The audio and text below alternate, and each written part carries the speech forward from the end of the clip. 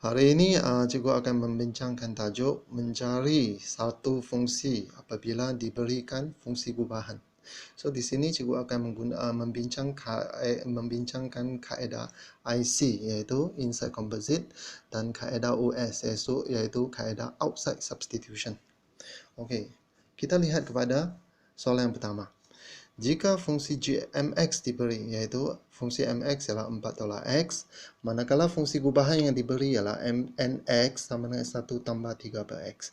Kita harus mencari apa itu fungsi nx. So, seperti yang kita tahu, m ini adalah fungsi yang di luar, fungsi outside. N ini adalah fungsi inside. So, fungsi yang outside ini sudah diketahui, fungsi m ini diketahui. So, fungsi n ini yang inside yang kita tidak ketahui. Maka kita akan menggunakan kaedah composite, inside composite. Okey, mari kita bermula. So, kita akan mulakan dengan fungsi mx yang diberikan kepada kita. Okey, seperti yang diketahui, mx ialah 4 tolak x. Kalau x diganti dengan a, maka MA sama dengan 4 tolak A. Kalau X diganti dengan B, MB sama dengan 4 tolak B. Okey, sekarang kita gantikan X ini dengan NX, fungsi NX. So, MNX, maka kita dapat MNX sama dengan MNX sama dengan 4 tolak NX. 4 tolak NX. Nx ini ialah fungsi n. Okey, apa itu mnx? So, maka kita dapat mnx sama dengan 4 tolak nx. Apa itu mnx? Seperti yang sudah diberikan di sini. Mnx, fungsi mnx ialah 1 tambah 3 per x. 4 tolak nx. So, apakah fungsi nx? Maka fungsi nx ini kita pindah ke sini. Fungsi nx ialah ini kita pindah ke sana. Tolak 3 per x. Okey, fungsi nx yang kita dapat ialah 3 tolak 3 per x. So, ini kita namakan sebagai kaedah IC, inside composite. Okey, soalan kedua. Fungsi gx diketahui, fungsi f tidak kena diketahui. So, fungsi gubahan ialah fgx ialah 18 tolak 3x. So, yang gx ini inside kita sudah ada, yang fungsi f yang outside ini yang kita belum ada. So, untuk mencari yang outside ini, kita menggunakan kaedah OS, outside substitution. Okay?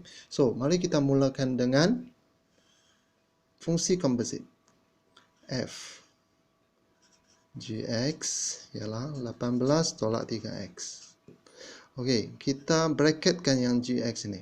Dan kita ganti gx ini dengan 4 tolak x. So, f 4 tolak x ialah 18 tolak 3x. Okey, di sini kita lakukan substitution. Kita biarkan y sama dengan 4 tolak x. So, dalam kes ini, x, y ini ialah 4 tolak x. 4 tolak x ini kita ganti dengan y. So, maka y sama 4 tolak x sama dengan 4 tolak y. Pindah ke sini, y pindah ke sebelah belakang sana. Okey, sekarang kita akan gantikan yang ini balik ke dalam persamaan ini. So, apa yang kita dapati ialah 4 tolak x ini ialah y. So, fy ialah 18. Okey, gantikan x ini dengan y. So, x ini ialah 4 tolak y. So, 3, x ini ganti dengan y. 4 tolak y. So, apa yang kita dapat? Fy sama dengan 18 tolak 3 darab 4, 12. Tolak 3 darab tolak y, tambah 3y. So, jawapan kita ialah Fy sama dengan 6 tambah 3y. So, ini ialah jawapan akhir kita. Ataupun kalau kita mau pakai x di sini dan x ini. So, kita boleh tulis sebagai fx sama dengan 6 tambah 3x. Begitu juga boleh diterima.